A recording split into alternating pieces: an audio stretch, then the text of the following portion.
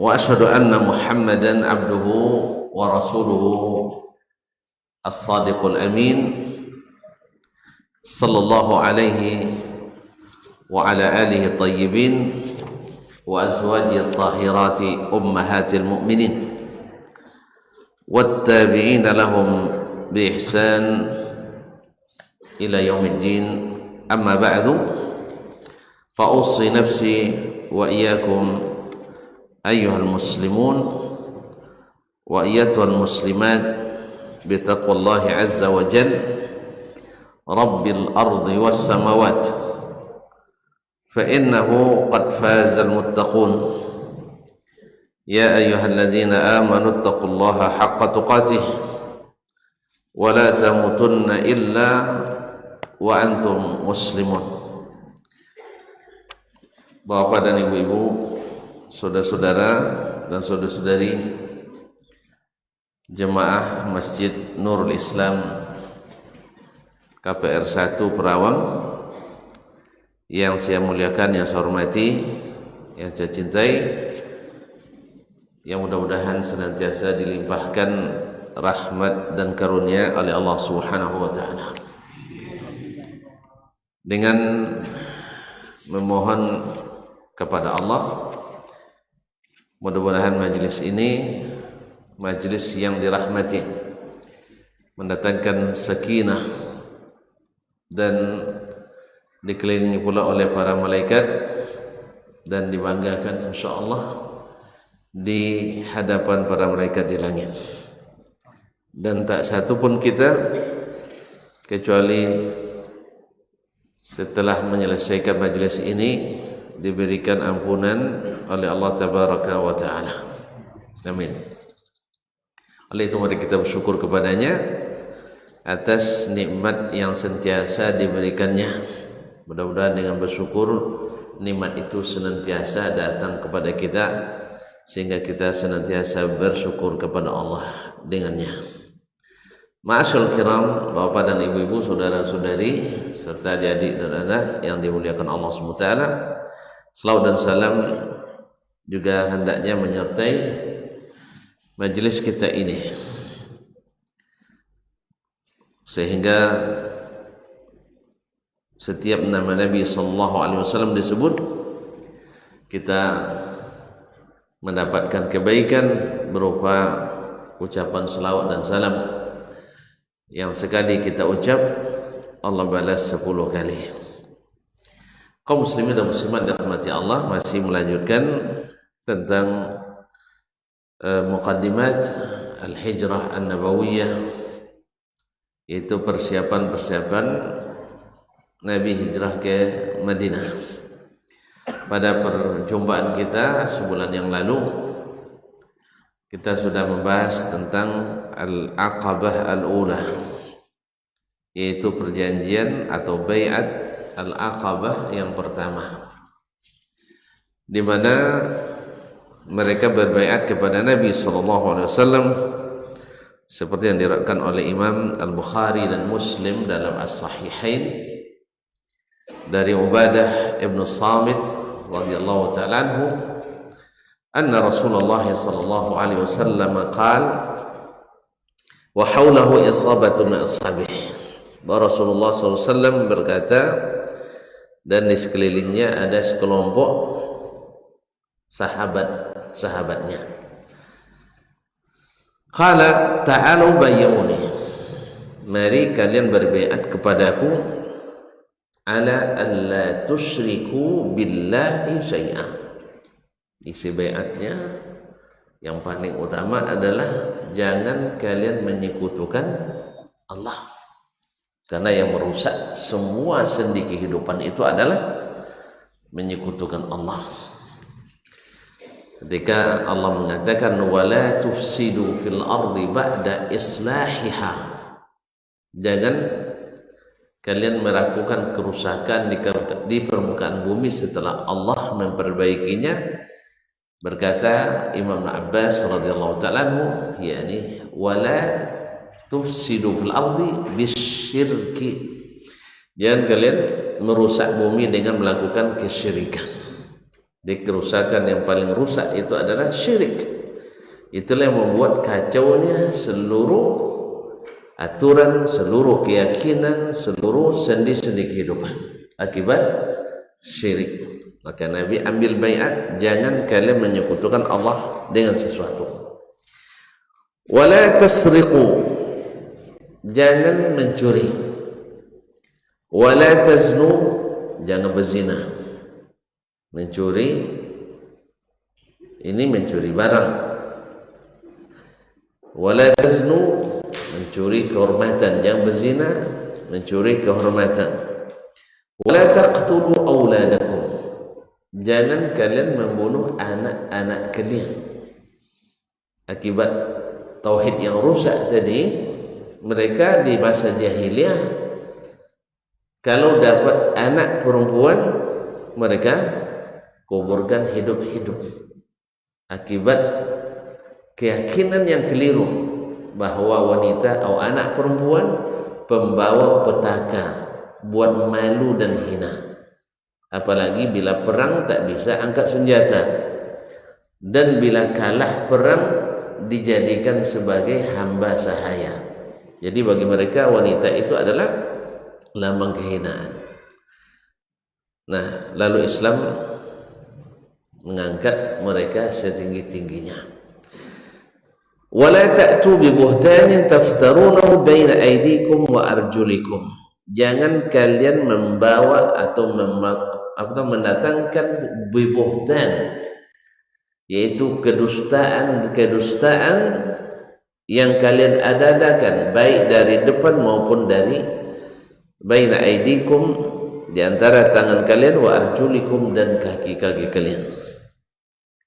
Wala ta'suni fi ma'ruf, jangan durhaka kepadaku dalam perkara yang baik. Ya, kalau diperintahnya yang baik jangan durhaka.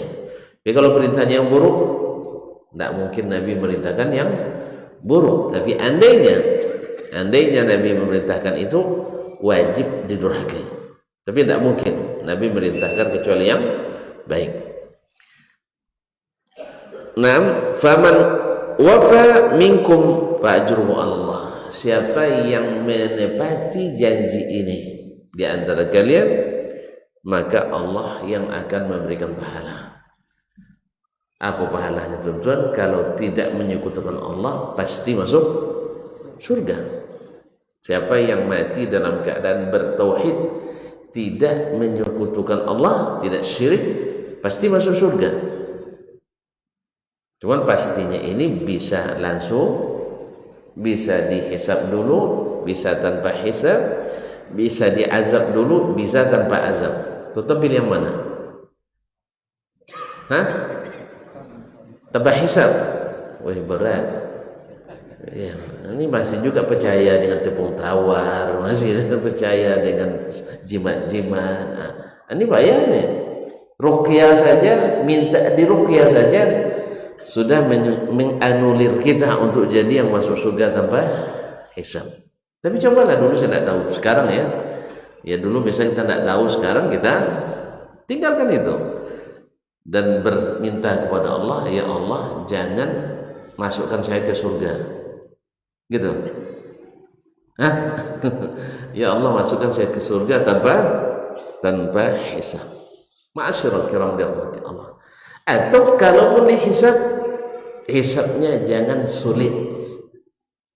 Oleh sebab itu jangan kerjakan yang sulit, kerjakan yang mudah-mudah. Yang mudah itu tauhid, yang sulit itu syirik. Ya, kalau tauhid kan cuma tonton langsung ke Allah Ta'ala.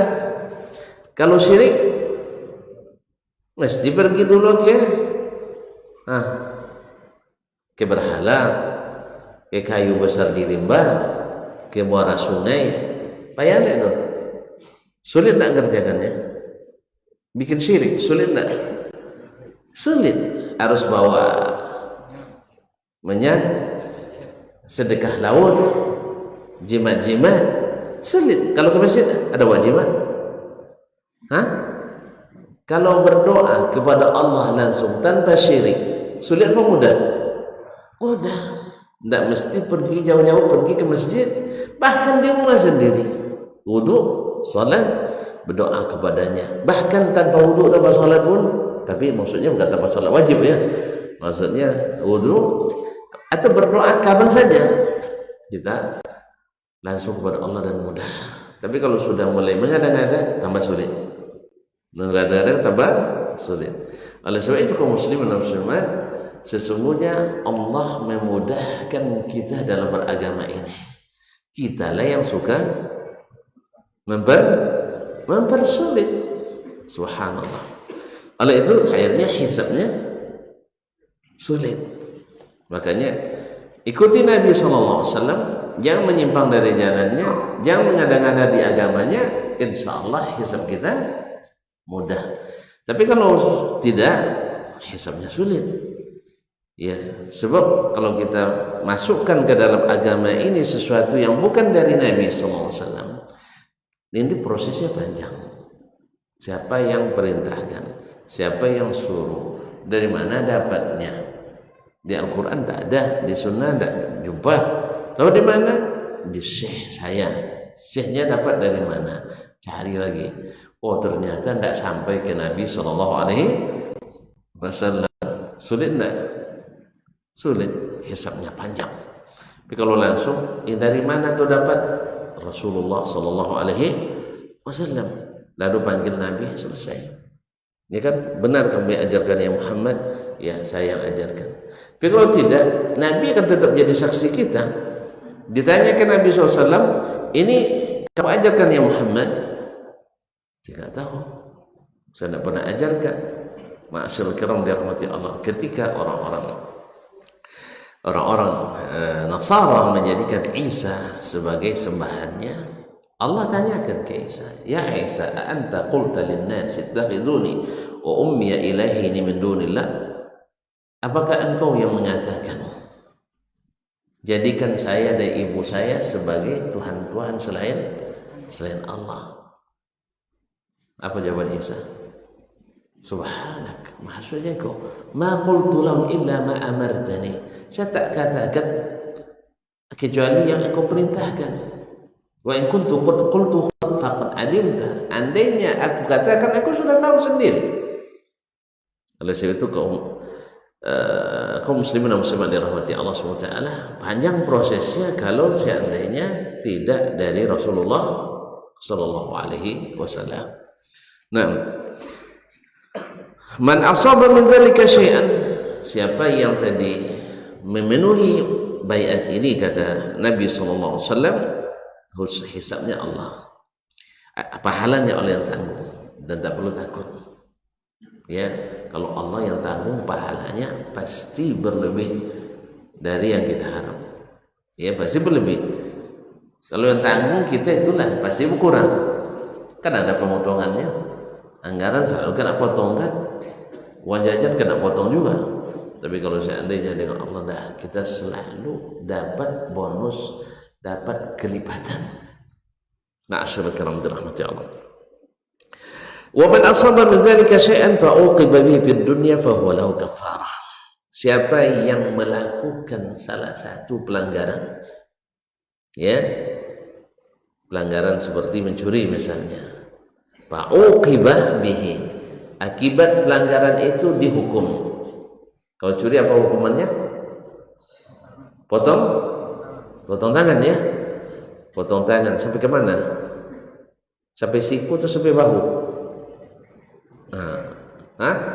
Yang tangan besar sampai sini. Nah, jadi bukan sampai sini, hanya sampai pergelangan tangan. Ma'asyarul kiram dirahmati Allah. Makanya dalam ayat wudu, kalau ketika suruh basuh tangan disuruh sampai siku, karena kalau disebut yad saja sampai sini.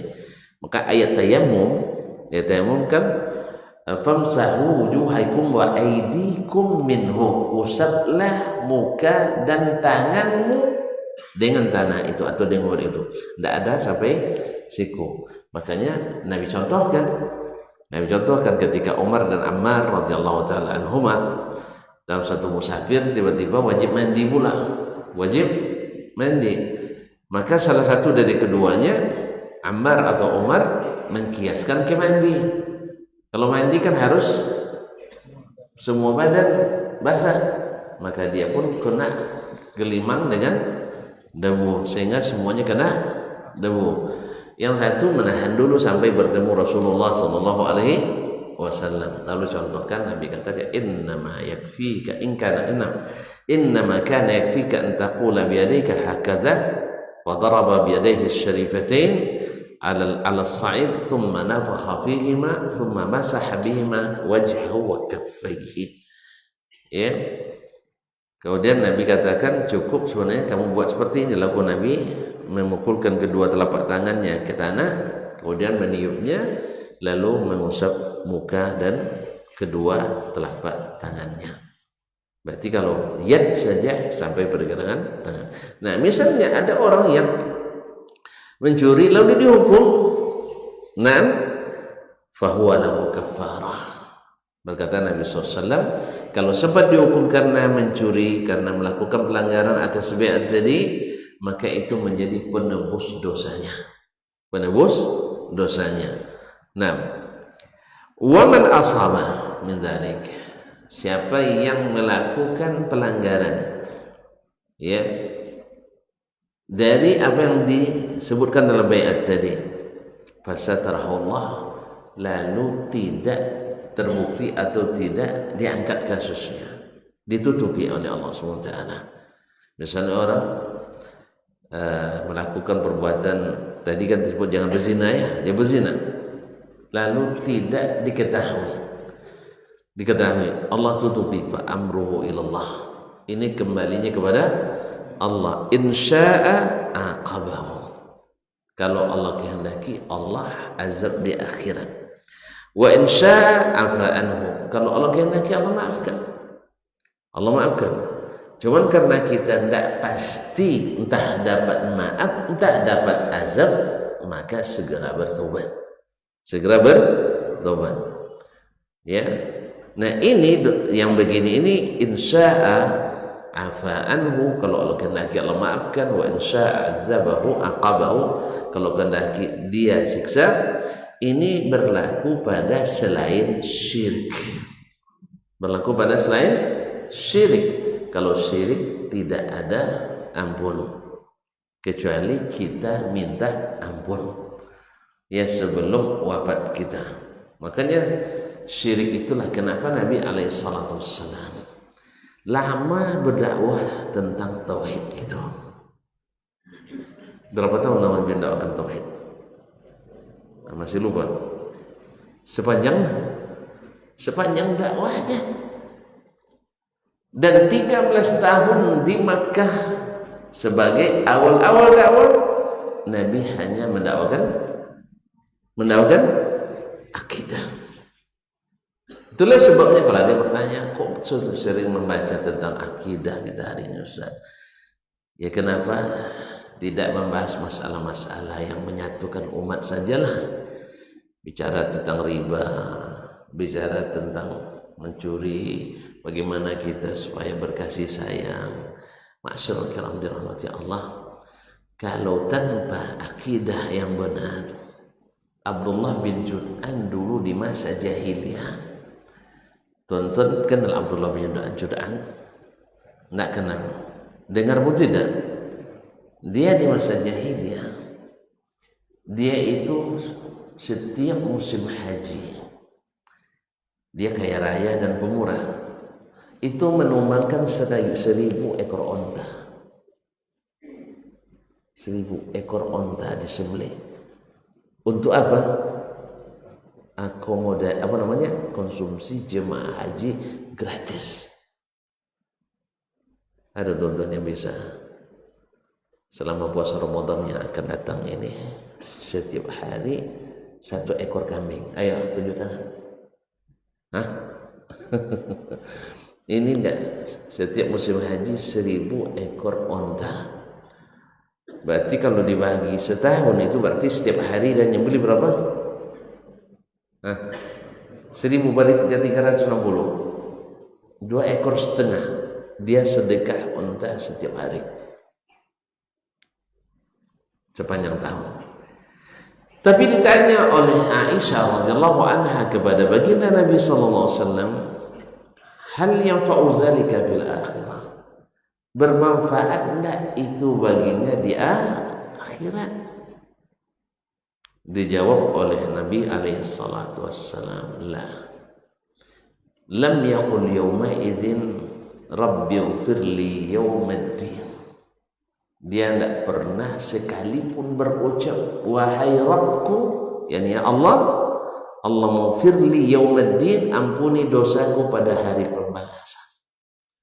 Berarti perbuatannya bukan lillah, tetapi untuk kebanggaan, supaya disebut dermawan. Makanya di sini kita belajar harus selalu mengingatkan tauhid itu, supaya apa? Amalan kita bersih. Nah, tauhid yang dimaksud ada dua. Tauhid kepada Allah, yaitu tidak beribadah kecuali ikhlas karenanya, dan tauhid kepada Rasulullah SAW, yaitu tidak mengikuti dalam berkeyakinan, dalam beribadah, dalam beramal kecuali Rasulullah SAW. Jadi menyatukan niat dan menyatukan ikutan. Sebab kalau tidak, nanti sempurna ini kita akan bermasalah di akhirat. Bermasalah di akhirat. Maka Nabi larang kita untuk mengikuti selain dirinya, karena yang terjamin tidak pernah salah itu hanya Rasulullah sallallahu alaihi wasallam. Rasulullah SAW. Maka kaum muslimin dan muslimat, sedangkan ulama sebesar apapun, sealim apapun, tidak boleh dijadikan sebagai satu-satunya ikutan. Apalagi ustaz-ustaz macam kami, ya, apalagi ustaz-ustaz macam kita ini. Ya, kalau Imam Asy-Syafi'i saja tidak boleh jadikan satu-satunya ikutan, yang artinya nak salah nak benar mesti ikut beliau, tidak boleh. Karena itu hanya diberikan oleh Allah kepada Nabi SAW. Siapa yang mengatakan itu? Allah sendiri. Siapa yang memberitahu kepada kita? Di antaranya Imam Asy-Syafi'i rahimahullah. Dia katakan tidak diberikan hak taat mutlak kepada seorang makhluk pun selain Rasulullah sallallahu alaihi wasallam. Makanya patokan kebenaran tidak dengan mengikuti imam tertentu, tetapi adalah mengikuti Rasulullah sallallahu alaihi wasallam. Ma'asyiral kiram. Baik. Nah, jadi kalau syirik tidak bisa diampuni kecuali dengan bertobat daripadanya sebelum mati. Sedangkan yang lain-lain mungkin Allah ampuni, mungkin Allah siksa dulu, dan selesai disiksa dengan ketentuan yang Allah tentukan, nanti balik kembali ke surga. Karena ada kalimat la ilaha illallah Muhammadur Rasulullah sebagai ahli tauhid. Kaum muslimin dan muslimat dirahmati Allah SWT.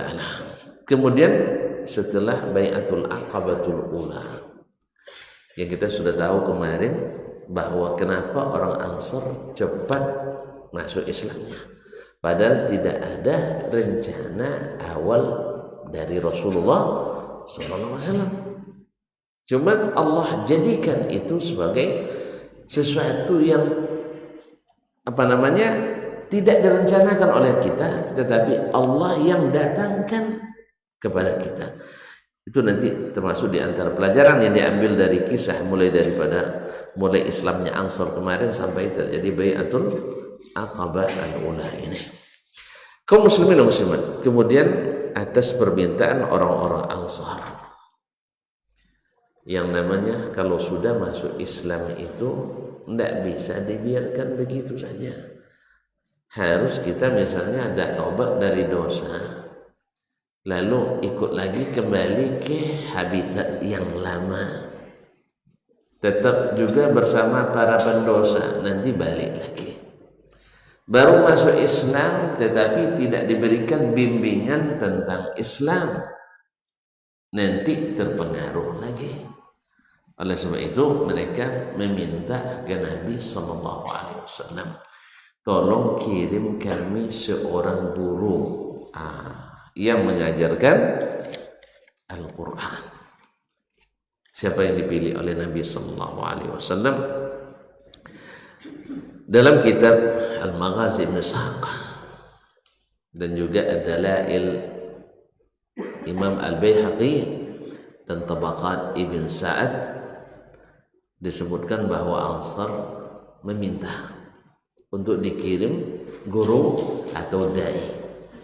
Ya, kalau sekarang kalau ada dai berdakwah yang diutus ke suatu tempat untuk berdakwah, ini adalah salah satu sunnah Nabi sallallahu alaihi wasallam.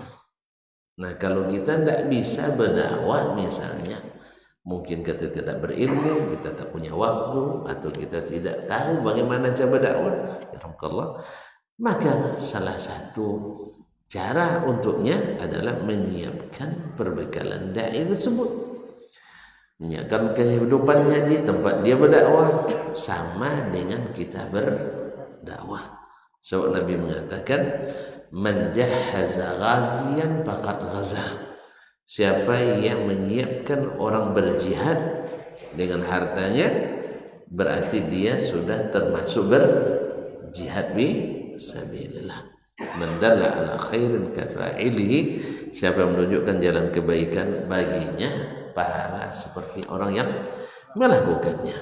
Oleh sebab itu saya mengetahui ada banyak orang ya, dia serahkan, misalnya dilihatnya Ustaz tak punya motor, diberikannya ini motor, pakailah Ustaz selama Ustaz tak bisa beli misalnya, atau selama saya masih punya motor lagi, kalau saya butuh saya ambil lagi, sebab saya tidak bisa berdakwah, Ustaz bisa berdakwah, diberikan. Ada yang memberikan mobilnya, dan ada yang menanggung nafkah dai tersebut. Dia tidak pandai berdakwah, tetapi dia punya uang untuk digunakan dalam dakwah. Ma'asyiral kiram, ini orang-orang yang diberikan taufik oleh Allah untuk mencari dan membuka pintu-pintu kebaikan. Baik, nah Mus'ab bin Umair radhiyallahu taala anhu, dia asal muasalnya adalah seorang pemuda yang tampilannya necis karena memang orang kaya dan cerdas serta berbakti pada orang tua, cerdas dan suka berbuat kebaikan, menebar kebaikan. Sudahlah, dia dari luarnya tampilannya menarik karena dia memang ganteng, tampan, rupawan, dan inner ketampanan dalamnya juga banyak. Orangnya suka memberikan pertolongan pada orang lain, cerdas dan berilmu, maka dipilihlah Mus'ab bin Umair radhiyallahu taala anhu oleh Nabi sallallahu alaihi wasallam, walaupun masih sangat muda belia. Wa kana syabban saghiran ta'allama al-Qur'an. Dia masih anak muda yang masih remaja yang sudah belajar Al-Qur'an. Wa sabara 'alal Islam, dan sabar terhadap Islam. Ya, dia ini diancam oleh orang tuanya. Kalau dia tidak meninggalkan Islam, orang tuanya tidak menganggapnya sebagai dia tetap memilih Islam dan thabit terhadap dalam Islam. Oleh sebab itu Rasulullah SAW sangat percaya kepadanya untuk menjalankan tugas ini, dakwah ke Madinah. Dan Nabi tahu bagaimana kondisi Madinah. Di sana ada orang-orang Yahudi yang rata-rata Yahudi ini punya intelijensia yang kuat. Mereka orang-orang yang punya orang-orang jenius, orang Yahudi itu. Maka harus dikirim pula orang yang jenius dan berilmu. Sebab jenius tanpa ilmu hanya akan melahirkan para pedebat-pedebat kusir. Tapi dengan ilmu. Ma'asyiral kiram dirahmati Allah SWT, ini adalah duta pertama Nabi ke Madinah. Mus'ab bin Umair mewakili Rasulullah SAW dalam berdakwah. dan di Madinah dia disambut oleh orang-orang Madinah. Nah, dan dilindungi oleh orang-orang di Madinah. Subhanallah, kepintarannya dan keahliannya dalam berdialog, dalam meyakinkan orang, akhirnya banyak orang yang masuk Islam, bahkan para petinggi Ansar seperti Sa'ad ibn Mu'az radhiyallahu taala anhu, penghulu Aus, kemudian penghulu Khazraj, dan demikian pula dengan Usaid ibn Khudair al-Ansari dari Bani Aus juga. Oleh itu kaum muslimin dan muslimat dirahmati Allah, banyak yang masuk Islam bersama siapa namanya, bersama Mus'ab bin Umair radhiyallahu taala anhu. Demikian juga dengan siapa namanya, As'ab bin Zurarah. Maka kaum muslimin dan muslimat dirahmati Allah, yang seperti ini membuat Islam mulai menyebar dengan cepat di Madinah. Menyebar dengan cepat di Madinah, alhamdulillah, yang merupakan persiapan yang akan menyambut kedatangan Nabi alaihi salatu wassalam, dan sebelumnya nanti akan ada Bai'at Al-Aqabah yang kedua. Nah, ada beberapa pelajaran yang dapat kita ambil sebelum kita masuk pada pelajaran Bai'atul Aqabah Ats-Tsaniyah. Dari pelajaran kita mulai dari datangnya orang-orang Madinah, sebelumnya Yathrib namanya, ke Makkah meminta bantuan orang-orang Quraisy untuk menghadapi saudara mereka sendiri, orang-orang Aus, minta sekutu-sekutu Mekah untuk memerangi atau melindungi atau menolong mereka memerangi Khazraj. Sampai akhirnya mereka bertemu dengan Rasulullah sallallahu alaihi wasallam. Terjadi kisah waktu itu, salah seorang pemuda dari Aus mengusulkan apa yang disampaikan Nabi SAW, tapi pimpinannya Abul Haysar menolak. Ini menandakan bahwa Abul Haysar ketika dia menolak tawaran Nabi untuk masuk Islam, ini menunjukkan memang pada umumnya petinggi-petinggi itu tidak mudah untuk menerima hidayah. Tidak mudah menerima hidayah. Gimana mereka? Dia tidak ingin petinggi. Tiba-tiba rakyat biasa menawarkan diri. Bukan untuk melindungi, minta pula dilindungi, kan itu kan? Ya, kan itu ya. Makanya kaum muslimin dan muslimat dirahmati Allah, Nabi Muhammad SAW menawarkan diri kepada mereka. Ini Islam. Nah, Islam inilah yang nanti akan menguatkan kalian. Mau orang percaya? Mau dia percaya? Enggak. Kita nak cari orang-orang yang para pemangku kebijakan, tiba-tiba datang rakyat yang di Mekah sendiri tidak aman. Artinya dia sendiri tidak bisa menguatkan diri Mekah, minta perlindungan kepada akhirnya mereka menolak. Mereka menolak. Subhanallah, karena tidak mungkin. Paham ya? Jadi mereka nak cari kekuatan militer, tentunya kekuatan untuk berperang. Tiba-tiba Nabi minta perlindungan karena diintimidasi oleh kaumnya sendiri, tidak diterima dakwahnya oleh kaumnya sendiri. Tentu tidak mungkin dia terima. Inilah pada umumnya para pemimpin itu. Lihat di masa Nabi Nuh, yang menolak juga orang-orang besar. Di masa Nabi Musa, yang menolak juga orang yang pembesar. Lihat di Nabi Musa ada Fir'aun, langsung hafal Fir'aun ya. Mau familiar Fir'aun namanya di sini. Ya, jadi lambang kedurhakaan sepanjang masa. Fir'aun. Ada di situ lagi Haman, masya Allah, jadi lambang kedurhakaan orang-orang jenius sepanjang masa. Ada lagi Qarun, yaitu orang kaya paling durhaka sepanjang masa. Ya, kalau ada orang kaya di kampung kita tidak pernah mau berinfak, kamu ini kayak Qarun nih, Qarun pandainya ngumpul aja, ngali saja bagi tidak pandai. Kalau mengali ahli, ya penghasilan satu hari 25 juta kali 30, nah, berarti 30 kali 25, 750 juta sebulan. Itu pandai dia tuh. Pas minta membagi-bagi, zakatnya 2,5%, saya tidak pandai bagi itu. Allah musta'an. Ini Qarun, sampai hartanya berserak di mana-mana. Asal jumpa harta pasti harta Qarun di seluruh dunia. Dia sebut harta Qarun. Nah, petinggi-petinggi semuanya yang menolak memang. Dan zaman Nabi SAW juga seperti itu. Tetapi Allah kadang-kadang berikan orang-orang yang hidayah, membukakan. Ya, kalau tuan-tuan mungkin belum pernah mendengar bagaimana kisah berdirinya kerajaan Arab Saudi yang sekarang itu, yang menjadikan Al-Quran dan hadis sebagai dasar negaranya, yang bermanhajkan as-salafus salih. Pada awalnya Syekh Muhammad Abdul Wahab menawarkan ke berbagai umara kabilah, pimpinan-pimpinan kabilah di berbagai tempat. Ditolak semua dakwahnya oleh mereka, ditolak. Sampai akhirnya Amir Dir'iyah Muhammad bin Saud menerima.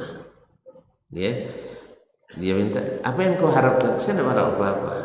Yang saya harapkan adalah agama ini ditegakkan, dan in tansurullaha yansurukum. Kalau kalian menolong agama Allah, Allah pasti menguatkan kalian. Akhirnya dari sinilah bibit itu lahir sehingga menjadi sebuah negara besar, bahkan kalau di Timur Tengah terbesar. Kalau sekarang ini kalau Arab Saudi yang ngomong yang lain, insya Allah ya ikut dia.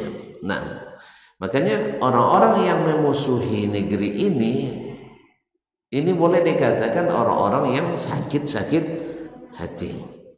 Orang-orang yang sakit hati.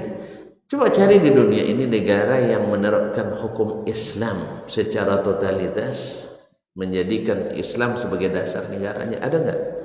Nggak ada. Kemudian dari sisi apapun, kemarin keluar indeks negara donatur terbesar di dunia untuk tahun 2020. Siapa yang pertama? Untuk dunia Islam jelas Arab Saudi dengan nilai 1,2 sekian miliar dolar setahun. Berapa duit? Kalau 1 jutanya baru 1 juta sekitar 1,4 triliun. Kalau 1 triliun kali 1000, apa yang hitungnya? Saya ulang lagi, 1 juta itu sama dengan 14 triliun. 14 triliun. Berarti kalau 1 miliar berapa? 1 miliar. 1000 juta, kok payah gitu. 1000 juta berarti 14 triliun kali 1000.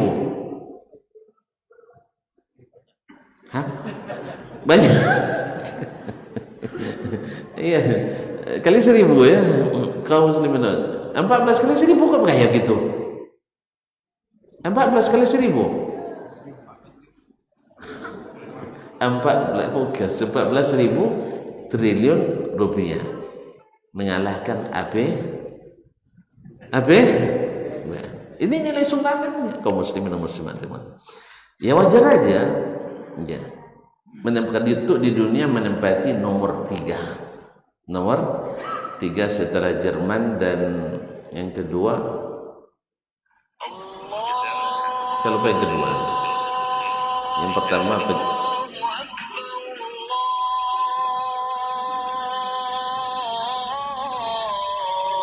Subhanallah.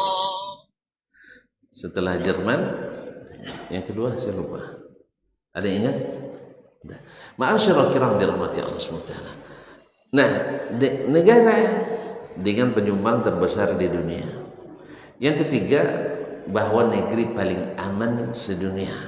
Sudah dibuat penelitian jumlah kriminalitas di kota-kota besar dunia, maka ditemukan 13 tahun di Arab Saudi sebanding dengan 1 menit di kota Chicago, Amerika. 13 menit berapa? 13 tahun berapa menit? Payah ngitungnya. Jadi angka kejahatan di Arab Saudi 13 tahun sebanding dengan 1 menit di kota Chicago. 13 tahun berapa menit? Hah? Kaum muslimin dan muslimat dirahmati Allah. Kalau ada yang memfitnah negeri ini berarti orang-orang orang sakit. Ini perlu diobati itu. Nah, ini hasil dari dakwah Syekh Muhammad bin Wahab dulu yang awalnya ditolak di mana? Di mana-mana. Akhirnya keluarga Saud, Muhammad bin Saud, Amir Dir'iyah menerima, dan karena dia menerima akhirnya juga dimusuhi oleh kabilah-kabilah yang lain. Makanya Syekh mengatakan kita tak pernah memulai memerangi, tetapi siapa yang memerangi ya tentu kita harus mempertahankan diri. Jadi adalah kadang difitnah bahwa mereka suka memerangi orang memeranginya kalau itu diperangi kira-kira gimana? Oh saya ikut perangnya, bunuh aja lah saya gitu ya. Masyaallah kiram dirahmati Allah. Itu enggak. Jadi kaum muslimin dan muslimat dirahmati Allah, awal dakwah itu mau ditolak oleh para pembesar. Itu biasa. Tetapi orang yang menerima, yang kecil-kecil ketika sudah menerima dakwah pasti jadi besar. Jadi besar. Abu Bakar dulu kelasnya kelas Mekah kan? Tapi setelah masuk Islam jadi kelas dunia. Bahkan sepanjang masa namanya harum. Umar dulu dikenalnya di Mekah. Tapi setelah masuk Islam sampai ke Perawan. Ya sampai ke Perawan, dikaji di mana-mana, di rumah-rumah, di sekolah-sekolah, di pabrik-pabrik, perusahaan-perusahaan, di pemerintahan gitu. Bahkan menjadi ikon manusia memerintah yang adil. Coba dia tidak masuk Islam dulu, jadi Abu apa dia? Abu Jahal, Abu Lahab, akhirnya jadi sampah sejarah. Makanya kaum muslimin dan muslimat, di saat kita punya kekuatan yang Allah berikan, maka gunakan untuk menopang kebenaran. Makanya Abul Haisam tidak dikenal dalam Islam kecuali di barisan orang-orang penolak dakwah. Jelas. Ketika disebut abang dekat dengan Abu Jahal mau enggak? Kan enggak mau ya. Tapi dibilang dekat Abu Bakar, senang kita. Subhanallah. Oleh itu semoga Allah SWT jadikan hati-hati kita hati yang terbuka untuk menerima kebenaran, sehingga dengan demikian jauh daripada keburukan yang kadang-kadang sering membawa fitnah kemana-mana. Semoga Allah SWT menjaga umat ini daripada segala yang tidak diingini. Wallahu ta'ala alam.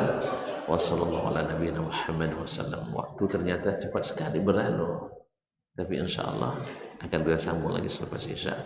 Wallahu ta'ala alam. Wassallallahu ala nabiyina Muhammad wasallam. Wassalamualaikum warahmatullahi wabarakatuh.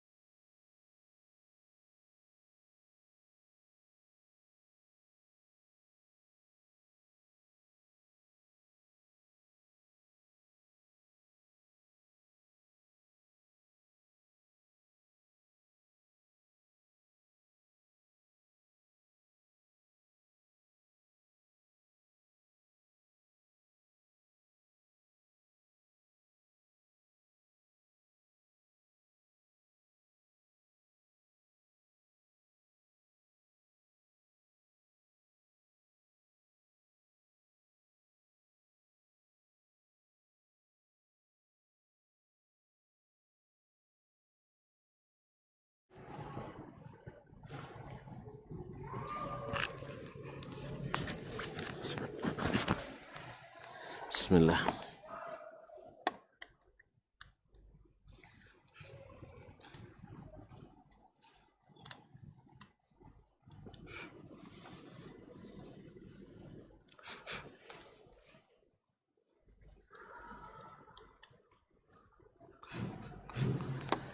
Assalamualaikum warahmatullahi wabarakatuh.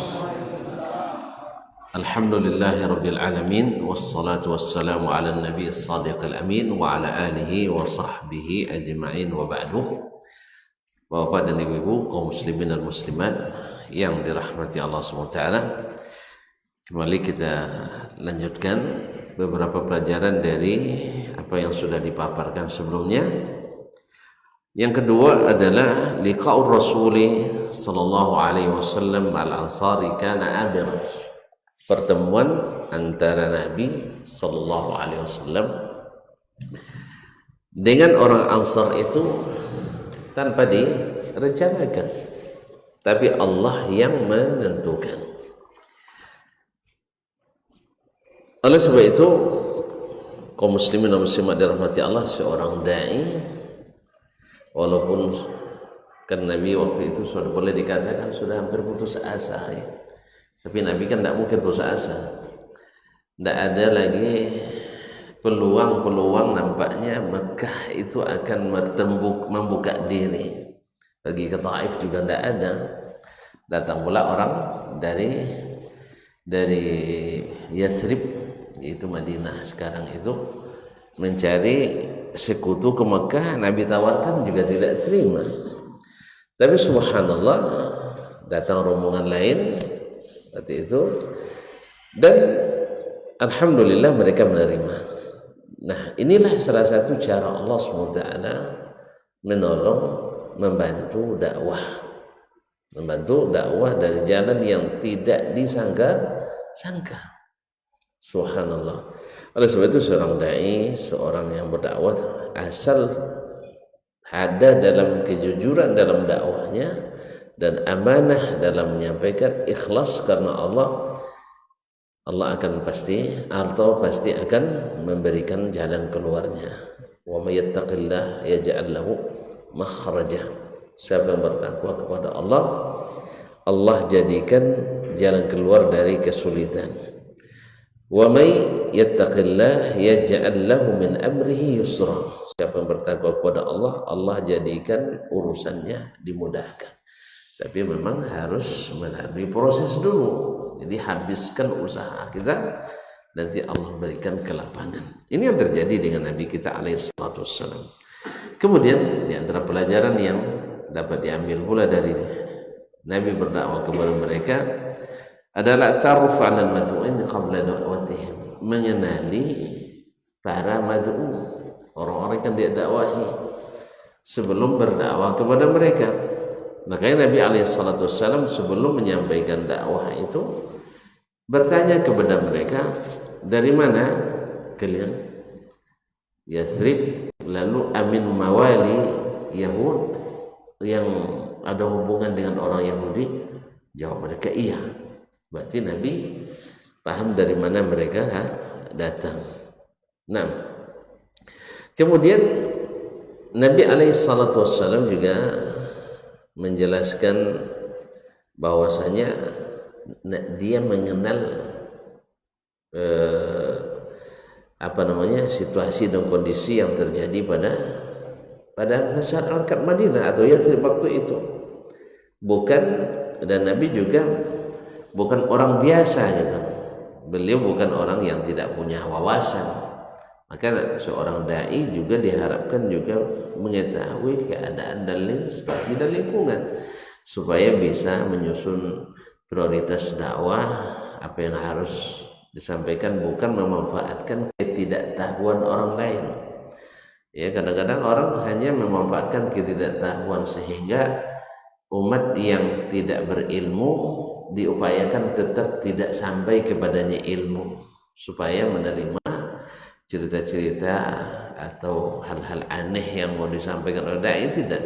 Nabi alaihissalam menjelaskan dirinya. Yang kelima adalah bahwa mengenali keadaan setiap kaum itu juga akan mempermudah bagaimana seorang dai menyampaikan dakwah. Kemudian yang keenam, Nabi SAW tidak memaksakan dakwahnya, atau apalagi sombong ke dalam berdakwah. Tidak, Nabi hanya mengatakan ketika itu, ya ketika mereka dalam keadaan berdiri, ala tajlisun, alangkah baik silahkan duduk dulu. Ya, ini juga menandakan tingginya adab Nabi SAW dalam berdakwah, karena masalah ini bukan masalah biasa. Ibaratnya kan sambil duduk lah ceritanya, bukan sambil-sambilan gitu. Ini kita duduk berbincang sambil duduk. Nah, ini menunjukkan bahwa Nabi SAW ingin menghormati mereka, bahwa saya ini serius berbicara, dan buktinya ya tidak tergesa-gesa, silakan duduk dulu. Ma'asyiral kiram dirahmati Allah SWT, di antara yang juga diambil pelajaran di situ, Nabi SAW ya menawarkan diri dulu. Boleh tidak saya menyampaikan sesuatu kepada kalian, supaya mereka pertama tertarik atau tidak tertarik. Yang kedua, setelah mereka memberikan kesempatan, tentu mereka akan memberikan perhatian penuh kepada Nabi SAW, sehingga mereka mau duduk dan mendengarkan apa yang disampaikan oleh Nabi SAW. Yang selanjutnya, Nabi SAW telah mereka menerima berdakwah Nabi setelah bai'atul Aqabah yang pertama. Nabi tidak membiarkan mereka, tapi justru mengirim dai untuk mengikuti perkembangan mereka di Madinah. Langsung dikirim, dan yang dikirim adalah orang yang cerdas, orang yang berkelaman dan punya keahlian dalam meyakinkan orang. Jadi berilmu, beramal, kokoh, dan siap berkorban dalam menyampaikan dakwah. Sehingga sifat yang ada pada Mus'ab bin Umair sebagai duta Nabi SAW pertama ke Madinah, memiliki beberapa sifat. Hafalan Qur'annya bagus, penguasaan ilmunya tentang Islam juga bagus, baik, kemudian cerdas serta pintar, dan bisa melakukan sesuatu dengan bijak di saat dibutuhkan. Di samping menguasai ilmu berkomunikasi dan sanggup meyakinkan orang. Buktinya nanti Islam melalui tangan Mus'ab petinggi-petinggi Ansar. Di antaranya adalah Sa'ad ibn Mu'az radhiyallahu ta'ala anhu, Usaid ibn Khudair, yang nanti akan berlanjut pada bai'atul Aqabah ats-tsaniyah, yaitu bai'atul Aqabah yang kedua. Ma'asyiral kiram dirahmati Allah SWT. Dan selanjutnya dapat diambil di sini bahwasanya Islam itu menghilangkan segala perbedaan dan segala permusuhan. Jadi kita, dakwah kita ini harus menghilangkan segala sekat-sekat yang membuat komunikasi kita terhambat. Jangan justru memperbanyak sekat-sekat. Makanya untuk menghilangkan sekat itu kita berdakwah hanya kepada Allah dan Rasulnya sallallahu alaihi wasallam. Dakwah kita hanya ikhlaskan ibadah kepada Allah, satukan ikutan hanya Rasulullah sallallahu alaihi wasallam. Tidak bisa dibatasi dengan mazhab tertentu atau aliran tertentu, pemahaman tertentu, tidak. Karena Nabi juga berbicara ke bahasa Arab kan. Bahasa Arab sama nggak dengan bahasa Arab para ulama kita? Sama juga. Nah, berarti pahami seperti memahami bahasa Arab ulama, pahamilah bahasa Arab Nabi dengan bahasa itu, ya kan? Dan alhamdulillah Nabi walaupun orang yang paling fasih berbahasa Arab, tapi tetap dipahami oleh orang yang paling rendah pemahaman bahasa Arabnya. Berarti kalau hanya untuk memahami, semua mereka paham. Dan Nabi SAW seperti kata Bunda Aisyah radhiyallahu anha mengulang-ulang ucapannya sampai 3 kali. Kemudian mengulang-ulang mengamalkannya berkali-kali setiap hari. Ikuti saja, selesai. Cuman kita kadang-kadang dengan alasan mengikuti ulama sehingga meninggalkan Nabi SAW. Enggak. Kita justru meninggalkan ulama kalau bercanggah dengan Rasulullah Sallallahu Alaihi Wasallam. Ini yang kita dakwakan supaya sekat-sekat itu semakin kecil. Ya hilang kayak tidak bisa juga nampaknya. Hilang udah dibuat orang payah hilang kan juga. Cuman bisa diperkecil. Jurang pemisah itu dipersempit, jangan diperluas. Ini kan udah mulai kita tahu nak kotak-kotak ada Islamnya, ada Islam Afrika, Islam Amerika, Islam Asia, Islam apa lagi? Islam Melayu, Islam Jawa, Islam akhirnya berpecah belah kita. Ya, tentu tahu sendiri ketika berpecah dulu Aus Khazraj mereka berlawan itu padahal sekampung. Jadi tawuran kampung itu jahiliyah itu. Nah, sekarang datang Islam, hilang itu semua. Muhajirin dan Ansar ya disatukan oleh Nabi dalam satu persaudaraan. Ma'asyarul kiram, oleh itu Islam itu harus menghilangkan semuanya sekat-sekat itu sehingga menjadi satu kesatuan. Bahkan dari sejak awal kita masuk atau masuknya Islam sehingga permusuhan antara Aus dan Khazraj langsung hilang. Subhanallah. Ma'asyarul kiram dirahmati Allah Subhanahu wa taala. Sesungguhnya Islam bukan hanya ucapan yang diucapkan, tetapi dia harus terbentuk dalam amaliyah, aplikasi sehari-hari yang mencakup segala aspek dan sendi kehidupan. Jadi Islam itu harus masuk ke seluruhnya, masuk ke seluruh kehidupan kita. Oleh itu kok Nabi SAW tidak hanya mengatakan cukup ucapkan la ilaha illallah selesai, la Islam. Yaitu pintu masuknya, tapi di dalam menunggu kita melaksanakan konsekuensi dari kalimat ini. Itulah makanya di awal kemarin kita sebutkan kenapa Abu Talib tidak bisa mengucapkannya, kenapa Abu Lahab dengan garang menolaknya. Karena itu konsekuensinya, bahwa kalau sudah ucapkan itu panjang ceritanya. Makanya itu tadi diutus dai untuk meneruskan pembinaan dan pendampingan agar mereka kokoh dalam Islam. Ma'asyarul kiram dirahmati Allah Subhanahu wa taala. Kemudian memulai dengan mendidik manusia dan melatih kemampuan mereka untuk mengikuti dan tunduk. Ini target utama dakwah, membuat kita tunduk dan patuh mau mengikut. Karena walaupun mendengar, semua orang bisa mendengar, tapi tidak semua orang bisa mengikuti. Maka hidayah itu baru dikatakan seorang dapat hidayah bila sudah mengikuti, bukan setelah mengetahui. Jelasnya, alhamdulillah. Kita kapan baru kata masya Allah dah dapat hidayah? Abang tuh gimana? Dulu tidak pernah sholat di masjid, sekarang di masjid terus. Itu baru dapat hidayah. Kalau sekedar tahu, dah lama kita tahu bahwa sholat di masjid itu bagus. Ya tak? Dia tahu kita bahwa di masjid lebih baik salat daripada di rumah. Tapi kapan baru dikatakan oh sebulan dapat hidayah? Sekarang itu. Apalagi yang dulu sama sekali tidak sholat. Masya Allah, alhamdulillah sudah dapat hidayah. Kenapa dulu tidak sholat, sekarang dah sholat? Bukan dia nggak tahu bahwa sebelumnya sholat itu wajib. Sebab kita mulai pandai baca menulis, sudah tahu kita sholat itu wajib. Tapi kapan dapat hidayahnya? Mungkin belakangan. Kalau tahu hidayah itu udah lama. Jelasnya, jadi melatih Islam itu harus membuat kita mau mengikuti dan taat, bukan hanya sekedar mengetahui, bukan hanya sekedar memuaskan wawasan. Sehingga dengan demikian Nabi berbaiat ke mereka sehingga mau mengikuti.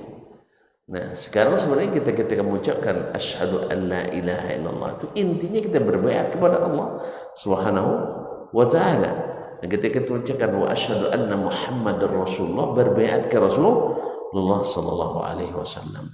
Lihat apa yang mereka lakukan, tidak menyekutukan Allah. Seperti kita sebutkan tadi, sebab menyekutukan Allah itu puncak segala kerusakan di bumi. Puncak segala kerusakan di bumi. Keyakinan rusak gara-gara syirik ini. Batu juga jadi Tuhan, sapi jadi Tuhan, hewan jadi Tuhan, hantu jadi Tuhan dan sebagainya. Rusak jadinya. Sehingga kalau sudah keyakinan tidak sama, jangankan antar agama, internal agama tidak sama persepsi kita dalam bertauhid. Dan banyak pecah-pecahnya kita kan, apalagi di antar umat beragama. Makanya kaum muslimin besar, kita mesti nak menyatukan masdar rujukan, yaitu Alkitab dan sunnah Nabi sallallahu alaihi wasallam seperti yang diajarkan dan dipahami oleh para sahabatnya radhiyallahu taala anhum. Maka kita lihat sebenarnya kalau nak paham Al-Quran dan hadis sesungguhnya itu, lihat zaman sahabat apa yang terjadi, ikuti. Tidak ada zaman sahabat lalu terjadi zaman kita, ya kita kalau saya lebih cenderung tidak mengikuti. Apa sebab?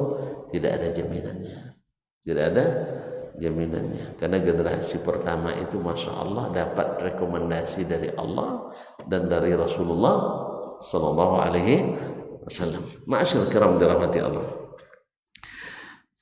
Kemudian bahwasanya membersihkan, menyucikan masyarakat dari segala hal-hal yang merusak keyakinan, merusak adat istiadat, merusak ini, ya, didahulukan daripada berjihad. Lihat Nabi SAW. Nah, kapan berjihad? Lama baru bisa. Makanya di Makkah tidak ada jihad. Bahkan banyak permintaan sahabat untuk melawan kezaliman. Mereka dizalimi di kampungnya sendiri, nggak boleh berdakwah, ya kan? Di kampung kan Nabi kampung orang Makkah dia. Umar masuk Islam, Hamzah ini kan orang kuat, Umar orang kuat masuk Islam. Makanya Umar besar sampai dia bilang ke Nabi, "Alasta Rasulullah, kamu kan Rasulullah?" Iya. "Alasna Allah, kita bukan orang yang di atas kebenaran?" Benar. Orang-orang itu orang salah, batil, betul. Terus kenapa kita terima aja dihina begini? Umar kan sanggup dia kan? Umar sanggup enggak? Sanggup. Buktinya ketika hijrah yang lain sembunyi-sembunyi, Umar ketika hijrah, mungkin nanti akan disampaikan, Umar ketika hijrah diumumkan. Di mana diumumkan? Di tempat paling ramai, Masjidil Haram. Besok siapa yang ingin ibunya kehilangan dirinya, atau istri kehilangan suaminya, atau anak kehilangan ayahnya, ingat saya besok hijrah ke Yasrib, tunggu saya di belakang gunung itu. Tidak ada pula yang berani, tidak ada yang berani, karena Umar bersungguh-sungguh dia. Mereka tahu. Nah ketika Umar minta ke Nabi itu jihad, tidak, belum dapat izin. Makanya jihad itu kalau dilakukan tanpa syariat jadi gerakan jahat, bukan gerakan jihad. Oleh itu kaum muslimin dan muslimat dirahmati Allah SWT. Kemudian bahwasanya yang ketika kita sudah terbiasa taat mengikuti, akan lahir dari situ perasaan muraqabatullah, selalu diawasi Allah, dan timbul rasa takut kepada Allah, bukan dengan kekuasaan, tidak, bukan dengan peraturan, tapi karena mengikuti Allah, takut kepada Allah Subhanahu wa taala. Nabi alaihi salatu wassalam tidak menakut-nakuti mereka. Tidak takut-takutinya, kalian kalau seandainya mencuri saya potong tangan nanti, kalau berzina saya rajam sampai mati. Tidak. Nabi katakan siapa yang menepati baiat ini maka pahalanya dari Allah. Siapa yang melanggar, kalau Allah tutupi, mungkin diampuni dan mungkin disiksa di akhirat. Namun siapa yang tertangkap, misalnya tertangkap mencuri, tertangkap berzina, lalu didirikan had baginya, itu menjadi penembus. Kalau tidak diketahui orang, segera tutup saja dan jangan dilaporkan, dan bertobat kepada Allah Subhanahu wa taala. Sampai Anda pernah ada yang nelpon, saya tidak kenal orangnya, tapi dia nelpon, Ustaz, saya pernah mencuri uang di perusahaan tempat saya bekerja. Nah, kalau saya kembalikan, mungkin saya di penjara. Kalau saya kembalikan terus terang maksudnya, boleh nggak saya kembalikan ke tempat yang saya ambil tanpa diketahui pemiliknya? Bisa kembalikan dan bertobat segera kepada Allah Subhanahu wa taala. Dan kalau bisa temui pemilik, minta maaf, tapi tidak usah sebut. Tidak usah disebut. Kalau sebut nanti mungkin didorong itu katanya. Nah, kalau Allah tutupi, kan yang dicuri kan barangnya, kembalikan barangnya itu dan bertobat kepada Allah Subhanahu wa taala dan minta maaf secara umum kepada orangnya. Tapi saya tidak tahu orangnya sampai sekarang, tidak tahu. Ya. Dan di perusahaan mana juga nggak tahu. Dan ya, dia juga nelpon tidak bayar juga ke saya. Kaum muslimin dan muslimat dirahmati Allah. Jadi Nabi tidak menakut-nakuti. Nabi hanya memberikan arahan. Laksanakan ini, kalau tuntun tepati, maka Allah yang akan memberikan ganjaran dan Allah tak pernah merugikan hambanya. Wallahu ta'ala alam wa sallallahu ala nabiyina Muhammad. Kemudian juga sudah kita sebutkan tadi bahwa masyarakat itu harus diatur ataupun dididik untuk taat, bukan untuk mendebat.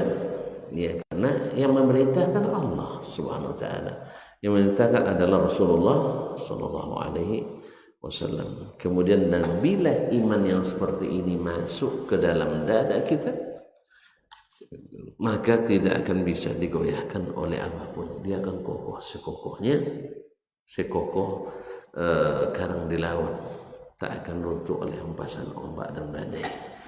Sehingga ketika ditanya oleh Heraklius kepada Abu Sufyan, ada enggak yang murtad yang sudah benar-benar masuk Islam di tangan Nabi SAW? Ada enggak yang murtad? Enggak ada. Jadi ikut Nabi, yang langsung ke Nabi itu tidak murtad. Apa sebab? Begitulah kata beliau, bila iman masuk ke dalam hati, relung-relung hati itu, maka dia tidak akan kembali dan bahkan akan bersemangat untuk berdakwah, mengajak orang lain. Karena apa? Kita merasakan nikmatnya. Dulu ketika kita tidak sholat, tidak nikmat hidup tuh.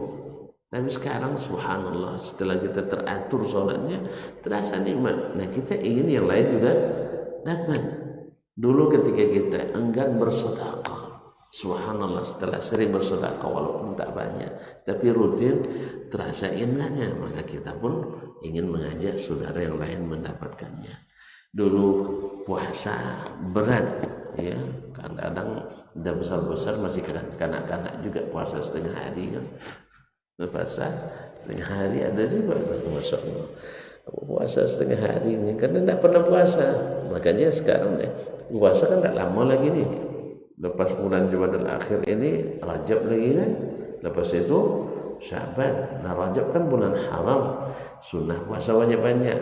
Nah, Sya'ban mendekati Ramadan diperbanyak lagi supaya nanti tidak ada istilah puasa tua, semua puasa muda kita. Ini semangat. Wallahu musta'an. Nah, begitulah mereka. Ya, baru masuk Islam sudah menjadi dai kemana-mana. Kita juga harus seperti itu. Bukan mufti ya, harus bedakan antara dai dengan mufti. Ya, kadang-kadang sebagian orang mengolok-olok pula ngaji Rabu, habis itu Kamis panjang jenggot, Jumat gunting celana, Sabtu jadi mufti berfatwa. Bukan. Ya, masa jenggot secepat itu tumbuhnya? Nah, mungkin sehari tumbuh lah. Maksudnya adalah ngaji Rabu, Kamis dilaksanakan, Jumat dan Sabtu didakwakan. Itu kan. Jadi ilmu itu bukan hanya didengar tapi diikuti dan ditaati. Karena tidak bermanfaat ilmu tanpa diamalkan. Ya, pohon tak berbuah dah bunuh saya. Ya, pohon tak berbuah tidak senang kita meliharanya. Ya, tapi pohon yang berbuah itu yang senang kita memetiknya. Dan itulah hasil. Alhamdulillah sekarang alhamdulillah kita sudah mendapatkan banyak ya contoh-contoh seperti ini. Yaitu ya orang-orang yang mengamalkan walaupun sedikit ilmu tapi diamalkan. Masya Allah, tahu dia hadis salat berjamaah Nabi Abdul salat sendiri daripada salat sendiri 27 derajat. Maka tidak mau dia salat kecuali berjamaah. Kalau dulu tidak payah nyuruhnya salat, bukan jamaahnya salat. Kadang-kadang diajak jamaah duluan aja lah katanya. Duluan tak sampai kapan itu. Sekarang tidak, alhamdulillah. Bayangkan 27 derajat itu 2700% keuntungannya. Siapa yang tidak bahagia dapat keuntungan 2700%? Alhamdulillah, sekarang terasa. Ya kan? Nah, kita ajak sebanyak-banyaknya saudara kita. Dulu kita Masya Allah pakai peci aja di kepala berat luar biasa kan, kayak wak gunung kan. Sekarang enggak. Kalau ke pasar aja aman juga ke peci. Apa sebab? Sebab kalau masih agak-agak muda dikit tidak pakai peci haji diganggu juga kadang-kadang. Tapi kalau seandainya ada pakai haji segan juga orang, alhamdulillah terjaga juga hati kita. Ya. Kalau dia tidak pakai haji pakai panggil om dia kan. Tapi kalau pakai haji panggil Pak Haji. Beda om dengan Pak Haji, kan ada bedanya dikit. Apalagi ya, macam saya masih agak muda dikit lagi ya, panggil abang pula kan. Wah, dipanggil anak apa muda kan. Allah Ustaz. Ya saya akhirnya terasa manfaatnya sangat terasa kaum muslimin muslimat. Oleh sebab itu ilmu yang dilaksanakan, diamalkan itu sangat besar pengaruhnya pada diri kita. Mudah-mudahan yang sedikit ini bermanfaat. Sampai jumpa kembali di bulan hadapan insyaallah. Tidak ada pertanyaan, jelas sudah? Ya, tidak ada pertanyaan lah. Terima kasih dan mohon maaf. Subhanakallah wa hamdik, asyhadu an la ilaha illa anta, astaghfiruka wa atubu ilaik. Wassalamualaikum warahmatullahi wabarakatuh.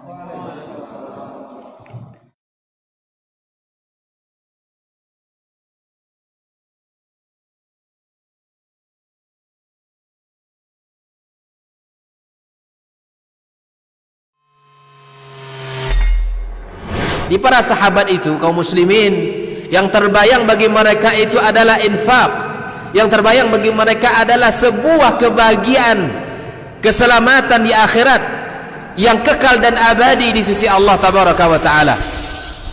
Semua kita boleh klaim sekarang. Kamu cinta Nabi? Cinta Ustaz. Cinta Nabi? Cinta Ustaz. Termasuk saya. Cinta Nabi? Cinta. Kapan tahunya? Besok di akhirat. Maka apa kata Nabi sallallahu alaihi wasallam? Amalur rajuli biyadih. Penghasilan yang terbaik adalah pekerjaan yang dilakukan oleh seseorang dengan tangannya sendiri. Wa kullu bai'in mabrur. Dan setiap jual beli yang mabrur. Ini aktivitas ini membantu saya di akhirat atau akan menyulitkan saya di akhirat? Kalau seandainya perbuatan itu ternyata akan menyulitkan kita di akhirat kelak, tinggalkan perbuatan itu.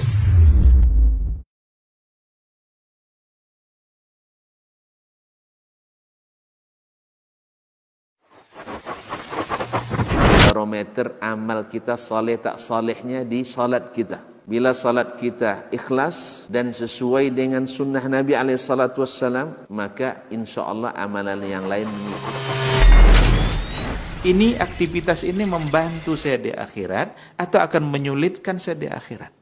Kalau seandainya perbuatan itu ternyata akan menyulitkan kita di akhirat kelak, tinggalkan perbuatan itu. Anta ni'mal jund. Kamu adalah sebaik-baik prajurit. Coba lihat. Kamu adalah sebaik-baik prajurit. Maka tujuannya adalah menghancurkan kehidupan rumah tangga.